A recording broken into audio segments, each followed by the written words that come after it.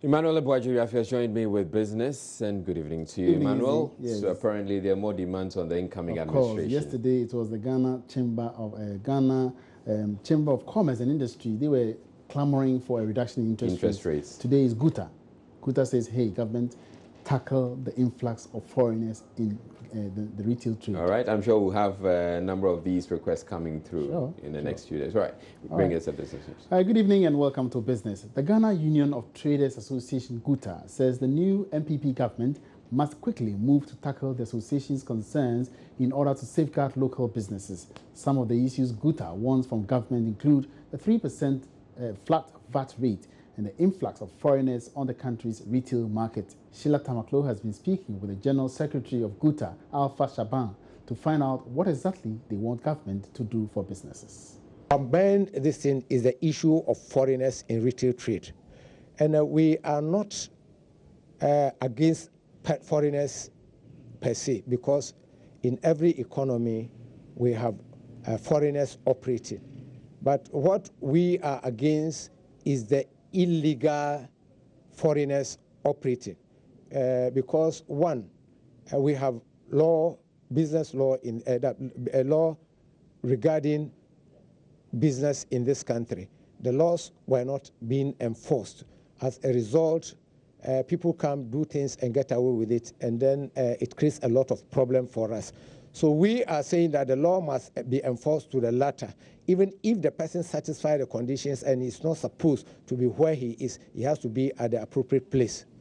And those who are also there illegally and doing illegal business should be flushed out. I read you are asking them to scrape off the 3% tax, VAT tax, as well as, have some tweaks or adjust the common external tariffs. Can you give us more details? Can you tell us what you mean? When you come to the country, we have a formal and informal sector. So, much as this thing is good for the country, I think the standard rate is more suitable for the formal sector because they have the necessary structures to be able to do this thing without any difficulty. But when you come to the informal sector, most of them are the small and medium scale thing.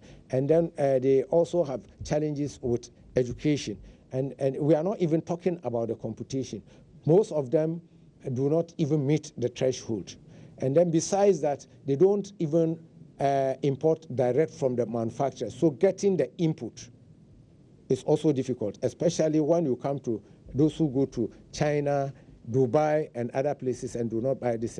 Then also within even our sub-region, we have people who ply the West Coast, ply their trade in the West Coast, like Nigeria, Togo, and this. At those levels, we don't have this, so that when you ask them to do, they will not have the input, and as a result, you will be compelled to be paying from their working capital. So we realized this challenge, and we said no, the system is not fair. Now they should also. We muted the idea of a flat rate scheme to simplify it, so that when they pay at the port, at least the difference, so that at least there will be level playing ground. Year-on-year inflation for the month of November has declined to 15.5%. This indicates a reduction of 0.3 percentage points from the 15.8% recorded in October.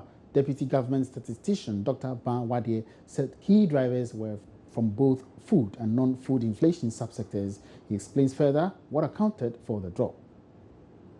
November 2016, the year-on-year inflation rate was 15.5%, as compared with 15.8% recorded in October 2016. The monthly change rate in November 2016 was 0.8%, while that for October 2016 was 1.6%. The year-on-year non-food inflation rate for November 2016 was 18.7%, compared with 19.4% recorded in October 2016. Now, the year-on-year food inflation rate for November 2016 was 9.3%, compared with 8.7% recorded in October 2016. In the year-on-year non-food inflation rate stood at 18.7%, and this is more than 2 times that of the food inflation rate, that is 9.3%. Again, in November 2016, the year-on-year inflation rate in imported items was 16.2%, and this is 1.0 percentage point higher than that of locally produced items, which is 15.2%. The main price drivers for the non-food inflation rate were transport, 27.8%, education, 25.7%, recreation and culture, 21.0%, housing, water, electricity, gas, and other fuels, 20.3%.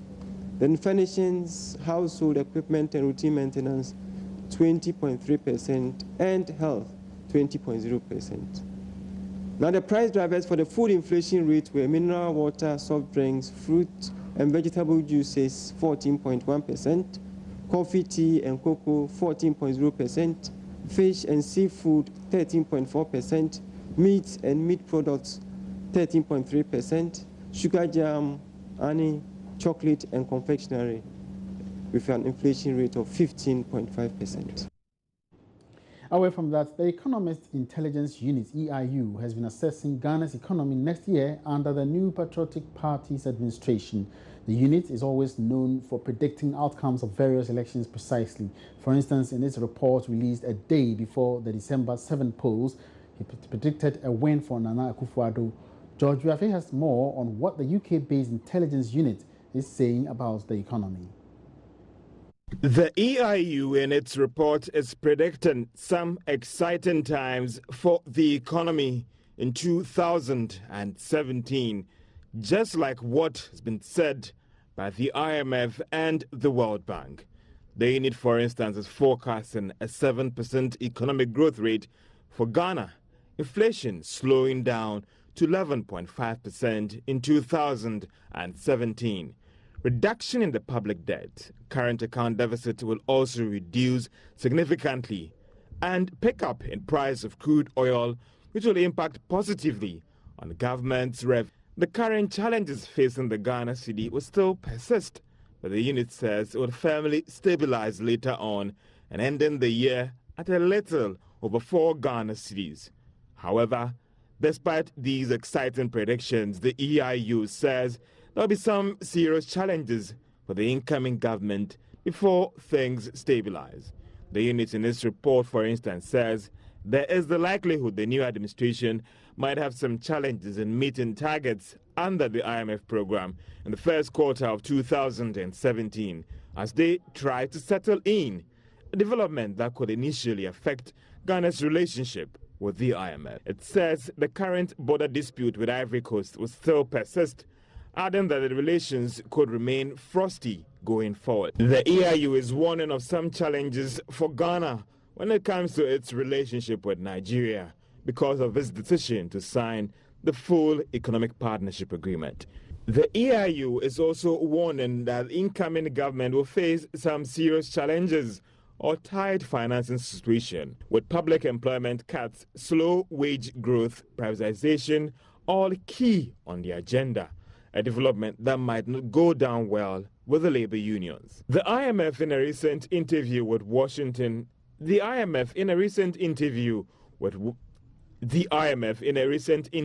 Joy Business in Washington, D.C., also indicated that even though the economy will indeed expand, there are some steps and policy measures that must be implemented by whoever is managing the economy to ensure that these exciting times are indeed felt by the citizens.